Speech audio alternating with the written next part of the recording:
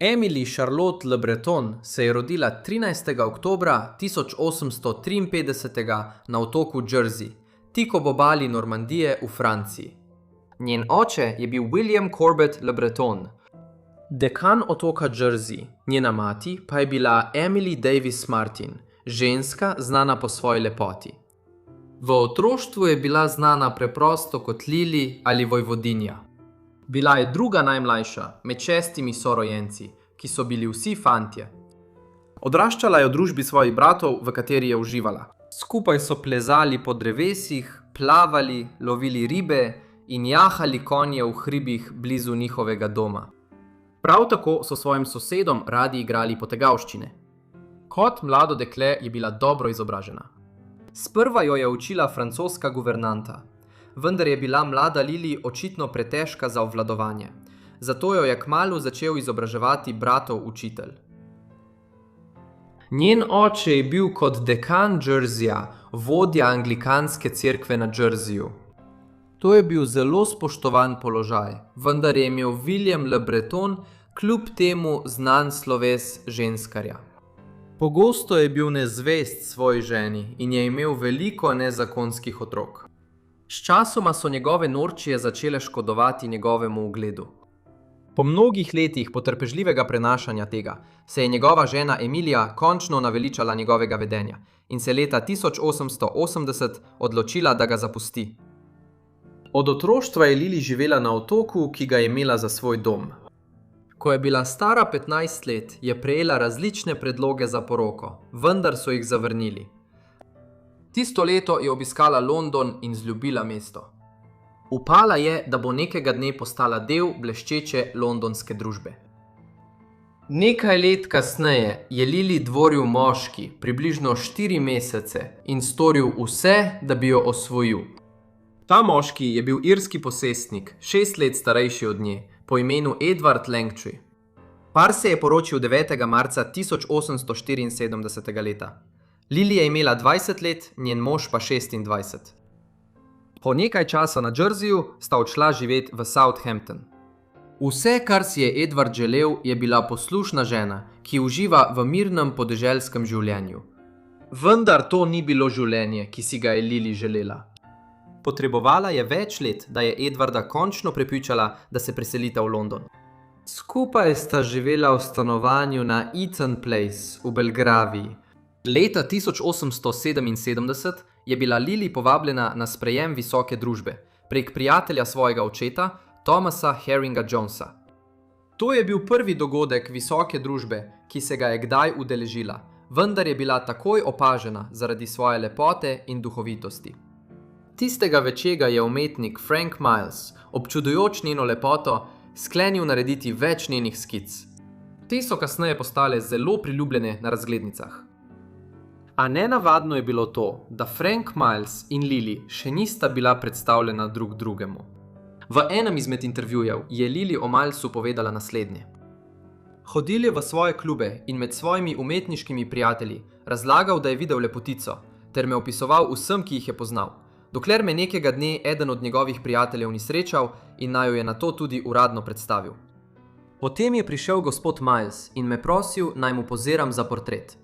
Strinjal sem se in ko je bil portret končan, ga je prodal princu Leopoldu. Od takrat sem bil povsod vabljen in so mi številni člani kraljeve družine in plemstva namenjali veliko pozornosti. 24. maja leta 1877 je bila Lili povabljena na še en družabni dogodek, tokrat na večerjo. Tokrat je sedela poleg valižanskega princa, bodočega angleškega kralja Edwarda VII. Medtem je njen mož sedel na drugem koncu mize.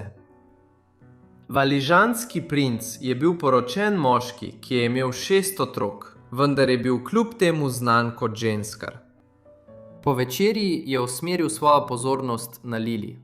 Ni minilo dolgo, preden se je zaljubil vanjo, in kmalu je postala njegova ljubica.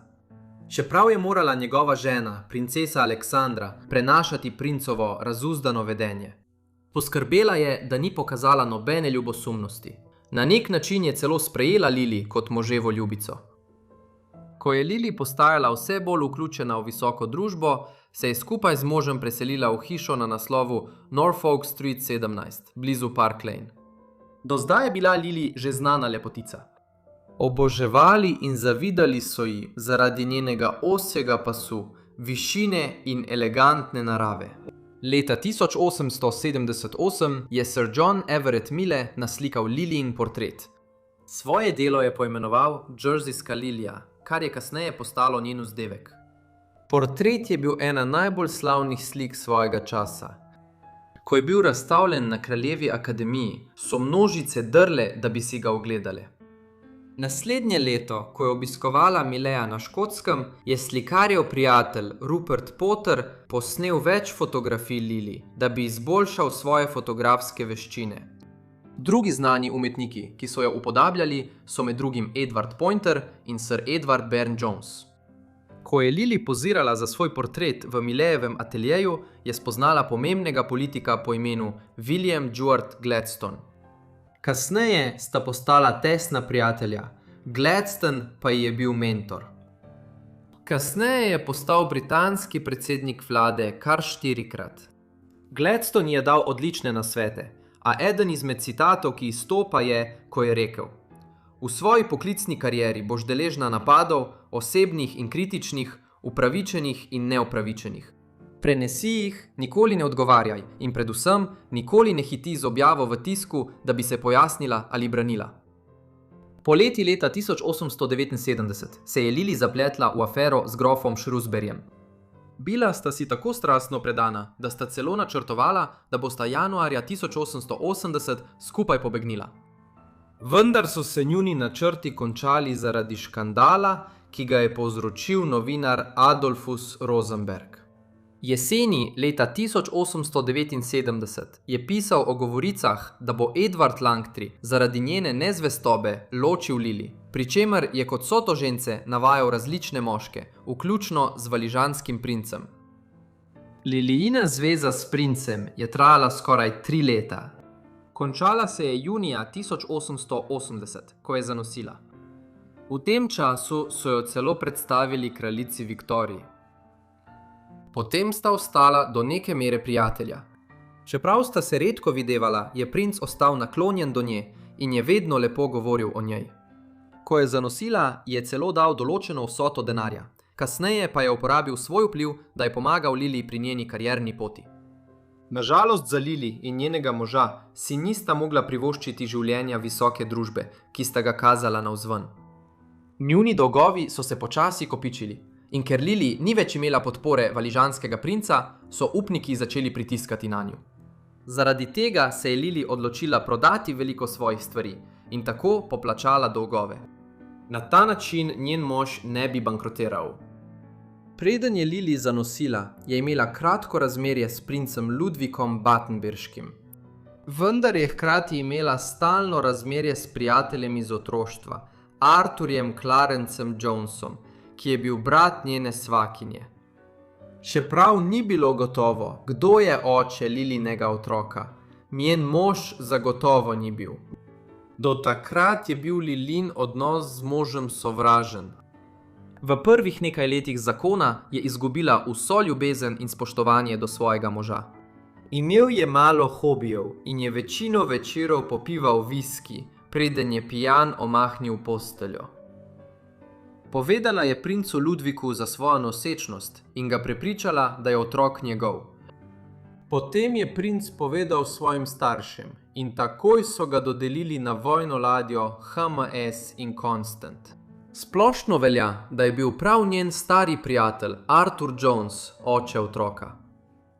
To je bilo zaradi strastnih pisem, ki sta si jih izmenjevala.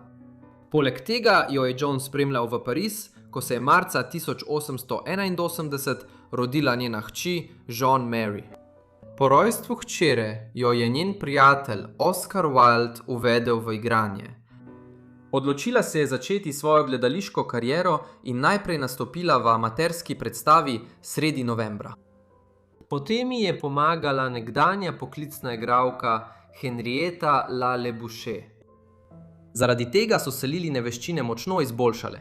Njen profesionalni debi pa je bil v gledališču Haymarket, decembra leta 1881.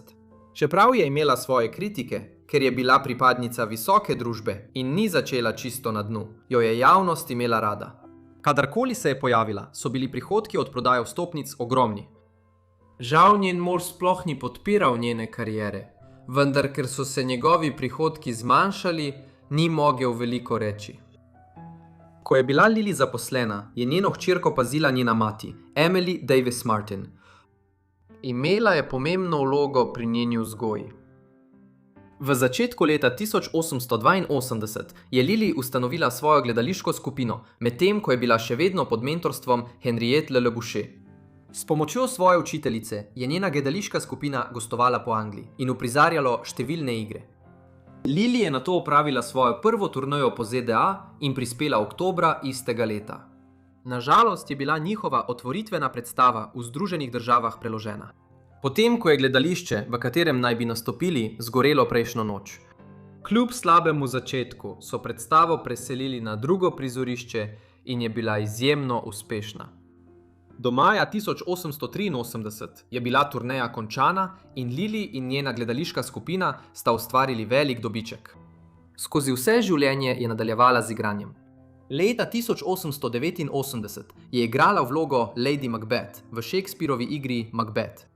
Leta 1903 je nastopila v ZDA v glavni vlogi v predstavi The Crossways. Lily je celo dvakrat odšla na turnejo po Združenih državah, enkrat leta 1906 in ponovno leta 1912. Lily je celo igrala glavno vlogo v filmu iz leta 1993 z naslovom Žena njegovega soseda. Leta 1917 se je upokojila z odra in zadnjič nastopila v gledališču v Londonu. Medtem ko je Lily gostovala po ZDA, je začela razmerje s premožnim Američanom, ki je podedoval bogastvo svojih starih staršev. Friedrich Gebhardt je bil mlad športnik in lastnik konj. Ta gospod je bil star komaj 22 let, medtem ko je bila Lily 7 let starejša od njega. Kljub temu se je kmalu zaljubila v moškega in se mu popolnoma predala. Med razmerjem Lily s Fredom sta se odločila kupiti sosednji ranči v okrožju Lake v Kaliforniji. Na svojem ranču, ki je obsegal 4200 akrov, je Lily pridelovala rdeče vino. Vinograd še danes deluje. Lily je bila tako zaljubljena, da si je želela poročiti s Fredom. Tako je junija leta 1887 zaprosila za ameriško državljanstvo in vložila zahtevo za ločitev. Vendar njen mož, Edward, ni imel nobenega namena, da bi kdajkoli privolil. Ni popustil, niti ko ga je podkupila ali mu grozila. Zahvaljujoč Fredu se je pri Lily začela strast do konjskih dirk. Oba sta uživala v tem športu in odločila sta se kupiti ter prepeljati skupino ameriških konj v Anglijo. Nažalost je 23. avgusta leta 1888 par doletela nesreča. Železniški vagon, ki je prevažal njunih 16 dirkalnih konj, je iztiril v Showhallerju v Pensilvaniji. Vagon se je nato skotalil po 80 čevljev visokem nasipu navzdol in zagorel.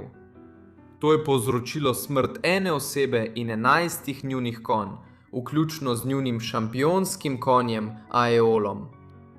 Potem je bil Fred uničen. Žal so se tudi stvari v odnosu spremenile.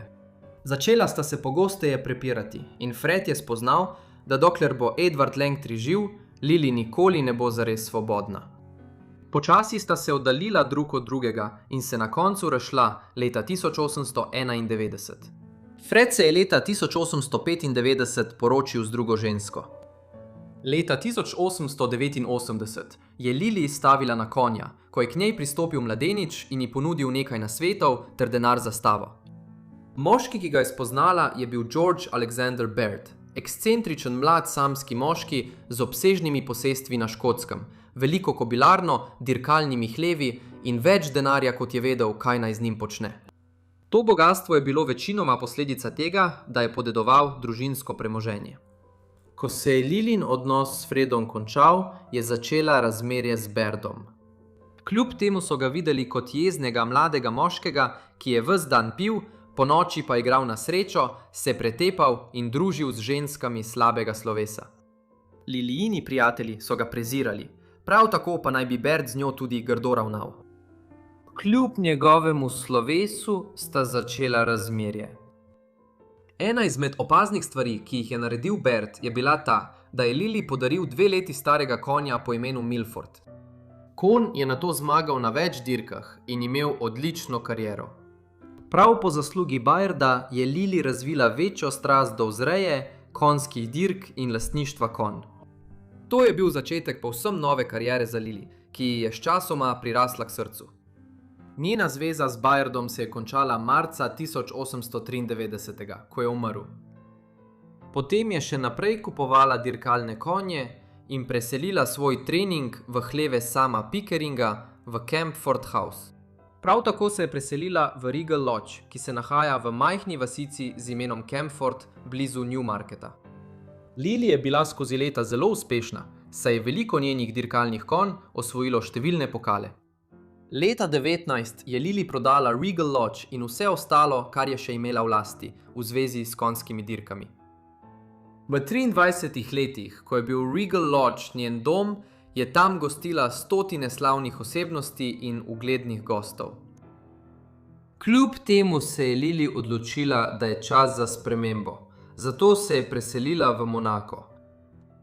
Lily je postala ameriška državljanka leta 1897, maja istega leta pa se je v Kaliforniji ločila od svojega moža Edwarda Langtryja.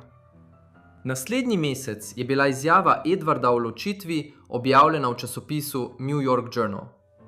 Kmalu zatem je začel nekoliko izgubljati razum, morda zaradi padca, ki ga je doživel na vlaku. Nekaj mesecev kasneje je umrl v umobolnici, najverjetneje zaradi možganske krvavitve.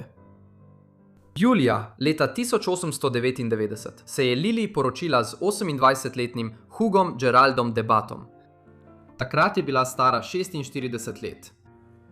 Poroka je potekala na Jerseyju, prisotni pa so bili le Lilyjina hči John in cerkveni uradniki. Ko je Hugov oče umrl leta 1907, je podedoval naziv 5. baronet, pa tudi številna posestva in nepremičnine v Sussexu, Devonu in na Irskem. To je pomenilo, da je imel par zdaj še večje bogastvo, Lily pa je postala Lady de Bath. Vse te nepremičnine so bile prodane leta 19, preden se je Lily preselila v Monako. Od leta 19 do svoje smrti je Lily živela v Monaku, medtem ko je njen mož živel v Vincennes, Alpes Maritimes. Par se ni pogosto videval, predvsem na družabnih dogodkih in zasebnih srečanjih. Lily je ostala dejavna v zadnjih letih svojega življenja. Pogosto je potovala v Pariz in London ter obiskovala svojo hčerko in vnuke. Uživala je tudi v vrtnarjenju, igrah na srečo, obiskovanju dirkališč in srečevanju s svojim bratom. Leta 1925 je izdala svoje spomine z naslovom The Days I Knew. V Monaku je bila njena najbližja prijateljica ženska po imenu Mathilde Marie Piet. Lily Langtry je umrla v Monte Carlu 12. februarja 1929 zaradi pljučnice. Stara je bila 75 let. Kasneje je bila pokopana v cerkvi Svetega odrešenika na Jerseyju poleg svojih staršev. Mathilde Piet, ki je bila z Lily vse do njene smrti, je podedovala 10.000 funtov, Lilyjino nepremičnino v Monaku in njen avtomobil.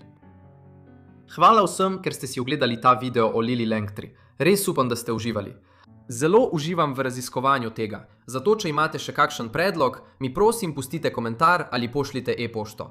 In če vam je bilo všeč, zakaj ne bi všečkali in se naročili? Kakorkoli, vidimo se v naslednjem delu Forgotten Lives. Hvala!